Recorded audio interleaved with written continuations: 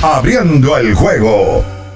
Bueno, de regreso con ustedes en Abriendo el Juego, el programa de las mañanas en República Dominicana. Señores, unas declaraciones de Pedro Martínez que ha revolteado las redes, principalmente en los Estados Unidos, porque aquí en Dominicana yo creo que todavía la gente como que no le dio tanta candela a ese tema.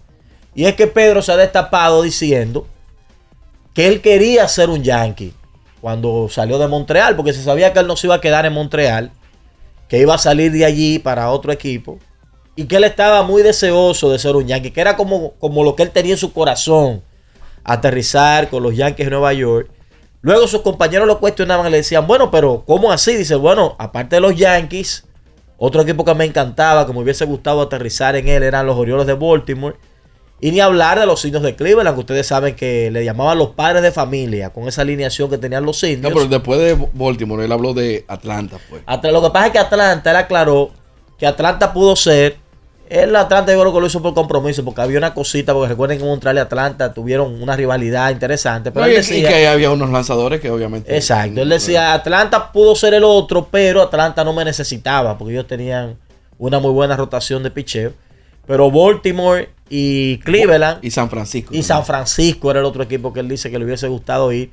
Que incluso cuando a él le informan que era Boston, a él no le cayó bien la información. Porque ese no era uno de los equipos que él tenía en su mente para firmar, para ir a lanzar después de salir de Montreal. Pero las cosas de la vida, terminó Boston dándole un buen dinero porque le da el mejor contrato para un dominicano en su momento a Pedro Martínez. Y miren qué gran carrera él desarrolla ahí en Boston, siendo rival del equipo de sus amores, según Pedro Martínez, los Yankees de Nueva York. ¿Usted se imagina que él hubiese firmado con el equipo de los Yankees de Nueva York? Que fue la pregunta que se puso en la mesa. ¿Hubiese tenido mejor carrera o hubiese sido lo mismo si firma con los Yankees de Nueva York por la calidad que él tenía? Yo creo que hubiera sido, la diferencia no hubiera sido muy marcada. Por cierto, el cambio era por Ramiro Mendoza.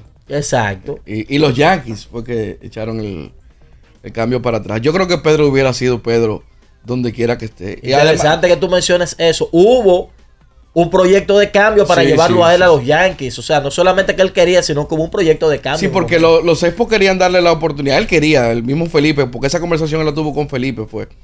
Él quería como que la oportunidad de que Pedro tuviera un equipo ganador. Por eso que él nunca menciona a Boston en esa conversación. Porque Boston venía de quedar en último lugar. Entonces, yo creo que Pedro hubiera sido Pedro contra quien sea. Porque evidentemente se hubiera tenido que enfrentar a esos Yankees que fueron muy poderosos. Si tú le restas todos esos partidos contra los Yankees que le dieron su cuota de trabajo a Pedro. Pero al final del día, Pedro iba a ser Pedro. Por eso pienso yo. Un oyente joven preguntaría por qué los Orioles de Baltimore, por qué él mencionó ese equipo. Es que en esa época Baltimore era uno de los conjuntos que más invertía dinero. Tenían una buena nómina, tenían un gran equipo.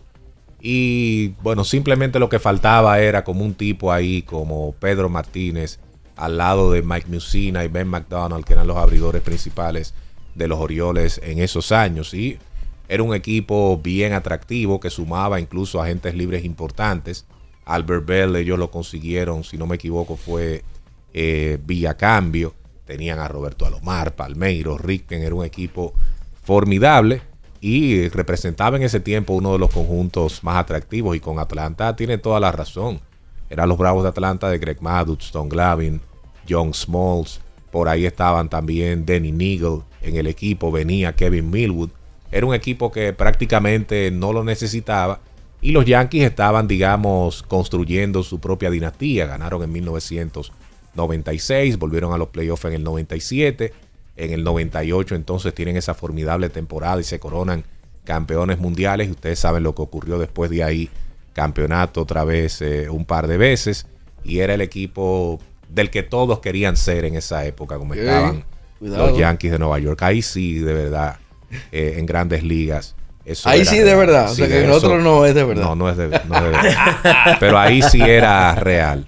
Por cierto, Baltimore ese año ganó 98 juegos. Y Cleveland, señores, con esa maquinaria que tenía, lo que dice Orlando, para cualquier lanzador, tirar ahí con ese respaldo ofensivo, hubiese sido una bendición. Y Boston, señores, estaba en el suelo el año antes de Pedro Martínez. Pero cuando él llega, ese equipo inmediatamente es competitivo, suma más de 90 victorias.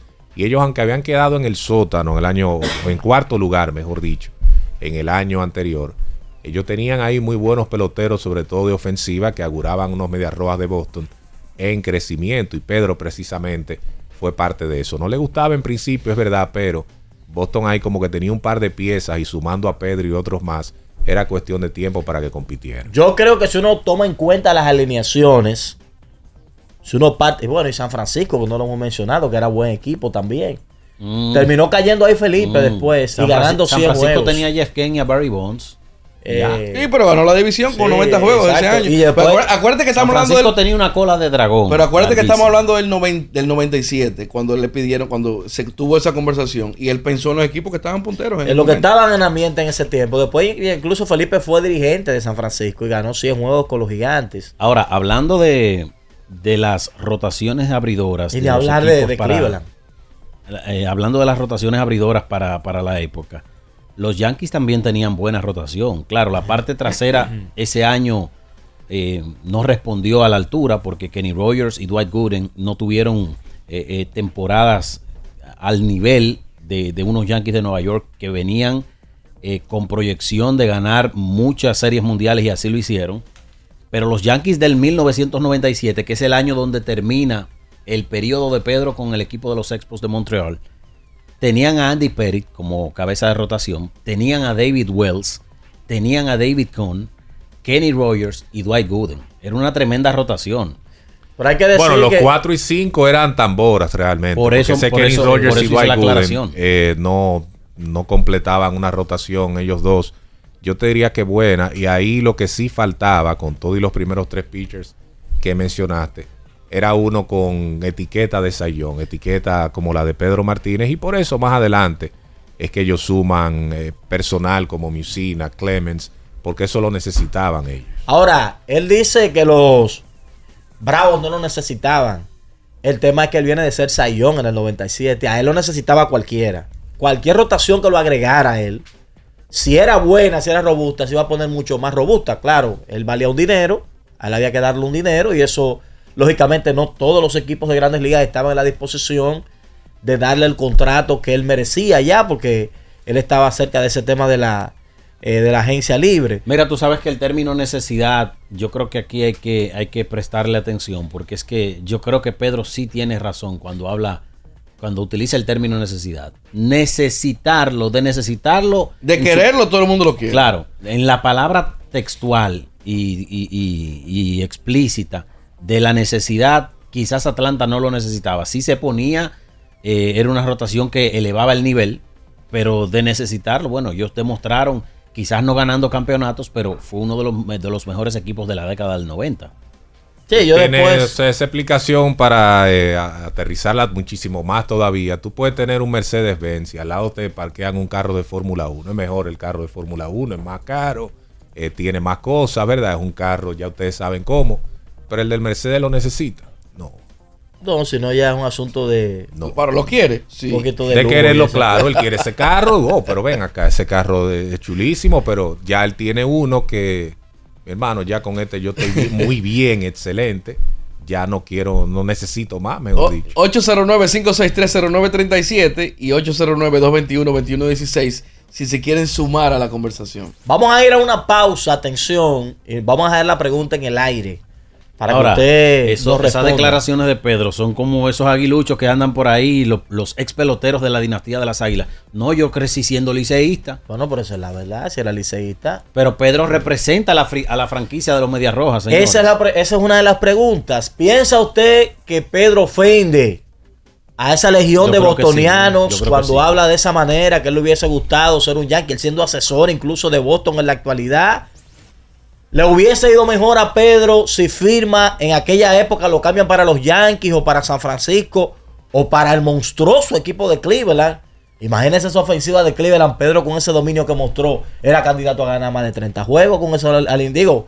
El orden de los factores no necesariamente es igual, alteraría la suma en este caso, pero uno proyectando lo que uno vio de Pedro y proyectando lo que ese equipo de Cleveland era capaz de hacer, no es descabellado que alguien te diga a ti, bueno, pero él pudo haber ganado hasta 30 juegos con esa gente de Cleveland porque era imbatiable Pedro Martínez. ¿Qué piensa usted? Al regreso abrimos las líneas para escuchar a nuestros fanáticos. Estamos de regreso. Esto es Abriendo el Juego. 809-5630937. ¿Usted sabe lo que es un sin familia? Y 809-221-2116. No le digas así a Melvin, que Melvin es un hombre de familia. Por Dios. Mira, dice Gabriela Tineo en el grupo nuestro de oyentes de Abriendo el Juego. Claro que ofende, porque Boston no es cualquier cosa para él decir que hubiese querido estar con los Yankees. Es un lío. Pero no es con la solamente fanaticada. eso, es que Pedro está en los entrenamientos asesorando esos nuevos talentos de los Medias pero Rojas. señores, que ustedes tienen que poner en contexto el asunto. Tiene Vamos que a tomar respetar, esa llamada. Tiene que respetar. Buenos Buenas. días. Sí, buenos días. Habla Benedel de Jesús Cruz. Saludos. ¿Quién? Sí, saludos. Yo entiendo que Pedro Martínez hizo buen trabajo con Boston y el pitcher ganador hace buen trabajo donde quiera, porque el señor Tom Seaver estuvo con los Mets y fue un gran lanzador. Steve Carlton en el 72, con un equipo malísimo en el sótano, ganó 27 juegos, ganó la triple corona. Y Pedro Martínez con Boston, ¿qué más querían? Ganó 137 juegos, 2.52, ganó 2 premios a Young, fue el jugador, el mejor lanzador de todas las grandes ligas. Es decir, que yo encuentro que lo que él hizo con Boston, él con otro equipo iba a hacer lo mismo. Ahora, señores, gracias por su llamada. acuérdense que nosotros vivíamos quejándonos aquí que Boston no bateaba cuando Pedro lanzaba. Y no era mentira. Eran los juegos, era con bozo a bozo. Ay. Titracher y compañía se embrujaban con Pedro bozo a bozo en los juegos porque Boston no le daba para adelante a la bola cuando lanzaba Pedro Martínez. Hay pitchers que son así, que no tienen apoyo. Buenas. Buenas. Yo creo que Pedro este año ha hablado de más. Ay, cosa Dios. que nunca ahora está hablando de más en este año. Comenzó diciendo que Sayón, que MVP, MVP. ahora salta con él. Yo entiendo que es una falta de respeto para la franquicia, más que él es asesor. Y tengo una pregunta que me surgió. Orlando Méndez, Sí. tú sabes que hay algo en la historia donde él ayudó bastante a que David Ortiz estuviera en Boston. ¿Qué hubiese pasado si él hubiese estado en los Yankees, Pedro Martínez, en el momento que liberan a David Ortiz? Buena, qué Bueno, muy buena interesante ese paralelismo. ¿Hubiese Casa. Ahora, sido Melvin, yanquista? adelante. Buenos Buenas. días. Muy buenos días. Hola. ¿Cómo están ustedes, muchachos? Bien. Hola, muy bien. Bueno, rescatando eso del comentario que hace el oyente anterior también, hay un hito que tiene Pedro con Boston que tal vez no lo había tenido con los Yankees, que es esa poder ganar esa serie mundial y pasar a la historia con ese grupo, que es también algo que Buen también señalamiento. tiene que considerar. Bueno, Buen lo que pasa es que señor. Boston, Pedro llegó en el 98 a la Liga Americana y Yankee ganó 98, 99 y 2000. Sí, pero él fue parte esencial de ese comeback de Boston, Y en 2004. del 2004. Estamos hablando No, que eso y fue... cómo mejoró Boston desde que llegó Sí, Pedro. pero hay que darle eso el crédito. fue 7 años Sí, después. Por eso mismo hay que darle crédito de que él fue parte del cambio de filosofía de los Medias Rojas que le vienen de atrás a los Yankees en la Señores, serie ese de equipo no campeones. ganaba desde 1918. ¿Y qué ustedes querían que Pedro 80 y Martínez pico, dijera? 86 años. ¿A quién ustedes quieren que Pedro eligiera en ese tiempo? ¿A Y quién que venía querían? del sótano como Un señalaba equipo Melvin. 1918, no, cuarto lugar. Fue Víctor A cuarto Callejón del lugar, Sótano. cuarto Sí, lugar. fue Cuarto. cuarto lugar. ¿Qué ustedes querían que él dijera? Y di que una falta de respeto, como yo estoy oyendo ahora, pero falta de respeto de qué. Señores, y repito, Lo que hay pasa es que el poner... bostoniano se puede No, sentir mal. señores, es que hay ¿Cuál que... te gustaría que un Señores. tipo diga, no, yo quería era para el Licey y me mandan para el escogido? Señores, Qué Pero duro. un tipo, por ejemplo, Junior Novoa, te voy a poner el ejemplo de Junior Novoa. Junior Novoa ha dicho que él cuando era niño era liceísta. ¿Y dónde fue que él puso los números? Sí, pero esto es diferente. Y por eso yo voy a estar, digo, ay, estoy ofendido, él dijo que era liceísta. Ay, qué falta de Buenos respeto. días. No, hombre. No lo justifique que es diferente. No, señores, diferente, hay que poner señor. en contexto la conversación que él tuvo. Era cuando él no pertenecía a Boston, estaba en Montreal, que iba a ser agente ven libre acá. al año siguiente. En Montreal lo iba a cambiar porque evidentemente no lo podían retener después de la temporada del 98 y lo cambiaron por un paquete que en ese entonces se consideró bueno. Ahora, yo me atrevo a decir, uno no es adivino, ¿verdad? Pero si uno toma la realidad del Pedro Martínez que llegó a la Liga Americana y la realidad de los Yankees de la Liga Americana desde que él llegó hasta el 2004, que llegó a su primera serie mundial, no es descabellado pensar que hubiese tenido muchos mejores números con los Yankees.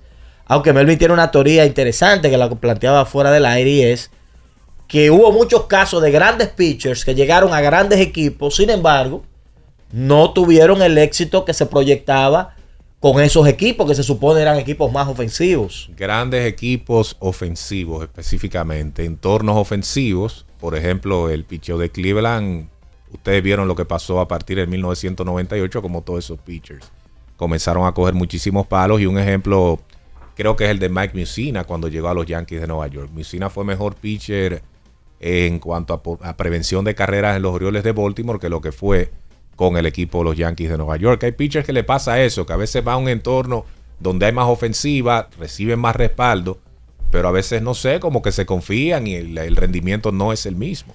Yo creo que con ese nivel de dominio que él enseñó en la Liga Americana cuando llegó, que lo iba a hacer en Baltimore, en San Francisco, en los Yankees, en Boston, porque la calidad de él estaba en otro nivel. Pedro venía de ganar un sayón. No fue que él se transformó cuando llegó a la Liga Americana, sino que ya él venía de hacer algo impresionante a la Liga Nacional, que era ganar un sayón a Greg Maddux, que era el comehombre de la Nacional. Yo de verdad que lo imagino unido a esa estructura que tenían los Yankees. Bueno, era tan buena que los Yankees ganaron 98, 99 y 2000. Y en el 98 ganaron 114 juegos en la regular. Es más, le digo algo más profundo. Esos Yankees que ganaron todos los juegos, como menciona Víctor, a regular, es que las 3 series mundiales que ellos fueron solo perdieron un juego. Ellos barrieron a San Diego, barrieron a los Bravos y solo perdieron un juego de los Mets en el 2000. Y fueron a la Serie Mundial del 2001 también. Digo, yo no... Antes de eso habían sido campeones en el 96. Exacto. Es difícil pensar que ellos pudieron lograr más cosas, quizás con un Pedro agregado, porque ¿qué más tú puedes lograr de 3 series mundiales en 4 años? Ganar la Arizona. Buen día. Esa serie que perdieron. ¿Cómo están todos? Bien. Hola. Bien, bendiciones para ustedes. Pedro de este lado, Melvin, Orlandito. Pujol, ¿cómo se siente? Bien, bien. Bien. Las mujeres del voleibol como que le ha ido como no muy bien, ¿no? O sea, en los últimos juegos que he visto, como que no sé, como que al cambio de ella, en el sentido de que ya no están la jugadora actual, como que las nuevas jugadoras que vienen surgiendo, como que no es que no se ven con el mismo nivel, sino como que se ven como que están un poquito pesadas, como que la Olivero, la nueva que está ahí, como que, o sea, es lo que yo van a jugar percibo, aquí. ¿me entiendes? Van a jugar aquí ahora a final de mes. Hay que ver para que la veas en vivo. Y la pregunta del millón, Alex Luna, que quizás no te va a gustar. ¿Hubiese conseguido Boston lo que consiguió sin Pedro Martínez? Porque esa se cae de la mata también. Esa respuesta es más fácil, difícil, muy difícil a ver. Porque que Pedro fue una pieza. Pero es que esencial. para Pedro, comenzar, cuando ellos fueron campeones ya no era el estelar de otros años. Pero el Pedro, superhombre para de otros comenzar, años. Pedro llegando al equipo de los Medias Rojas tuvo un partido de postemporada para clinchar a Boston. Ya que el juego de estrellas del Increíble. 6 episodios en rol de relevo sin permitir ni foul. Nada. Esa poderosa maquinaria de los indios de Cleveland Cleveland. no pudo descifrar a Pedro Martínez. Ahí comenzó el legado de Pedro. Tenemos una llamada, buenas. Sí, buenos días. Habla Bernabel Cruz. Adelante, Benadel. Pues bien, yo entiendo que Pedro Martínez con Boston y con cualquier otro equipo iba a hacer el mismo trabajo que hizo con Boston. Ese señor ganó 137 juegos con Boston y además dominó la Gran Liga a su antojo. Los grandes lanzadores, cuando son cambiados a otro equipo, siempre ocurre que no son los mismos. Y Pedro Martínez, con un equipo de segunda, pudo llevarlo a ser un conjunto competidor.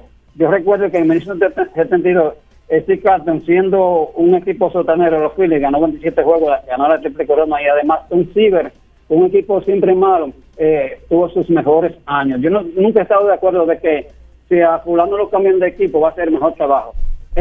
El lanzador bueno se engrandece en los equipos malos, porque en un equipo bueno cualquiera saca la cabeza y dice, no, está ganando porque el equipo es bateador.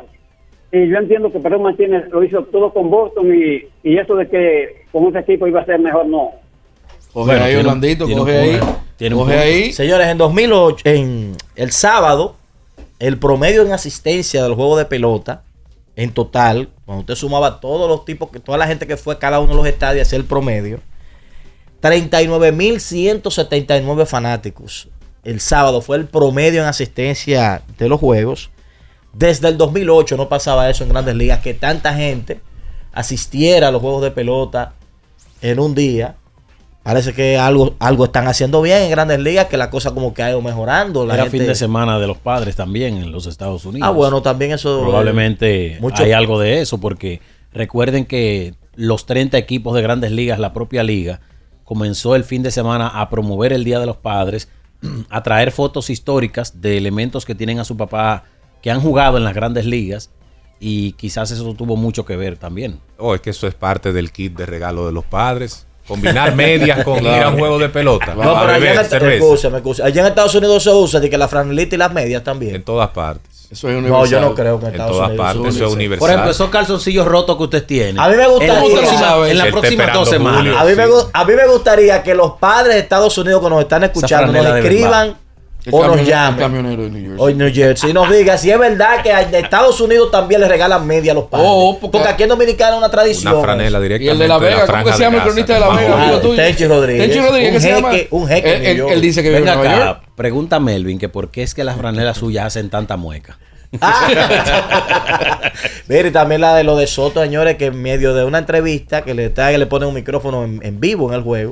Muy bien. Paró un fly mientras estaba respondiendo una pregunta. Sí, dijo que su jugador favorito en este momento es Bryce Harper. Qué bien. No, él hablaba de qué suena más duro, fue que le preguntaron. Sí. De cuando la pelota golpea el bate, que sí, con Harper, que Aaron Judge.